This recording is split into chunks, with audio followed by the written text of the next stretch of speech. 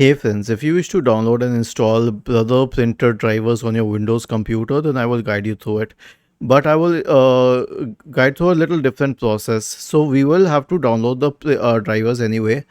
Search for Brother printer drivers in the search bar and then go to this website. Okay, and then you can download the full software package and then you can select the printer, whatever printer you have,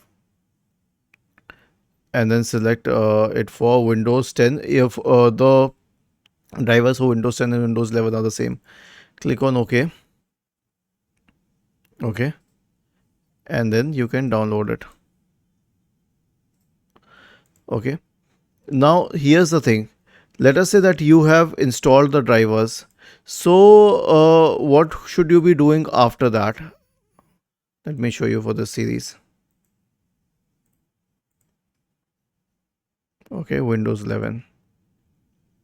Okay, and then we will download this.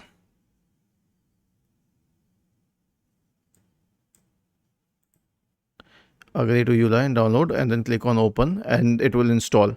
Now we have installed the drivers, but we will not use its software to install the Brother printer. Here's how we will install it. Right click on the start button, select settings, go to Bluetooth and devices, select printers and scanners, click on add device and search for the Brother printer, and then you can add it, just like I added a Canon printer here. I don't have a Brother printer, but this is how you can add it. Don't use this installation here, it is a very complicated process. With newer versions of Windows 10 and Windows 11, you have a much easier method. Was this helpful? If yes, then please subscribe to the channel. If not, then let us know in the comment section of the video on how we could help you further. Thank you for watching this video and have a nice day.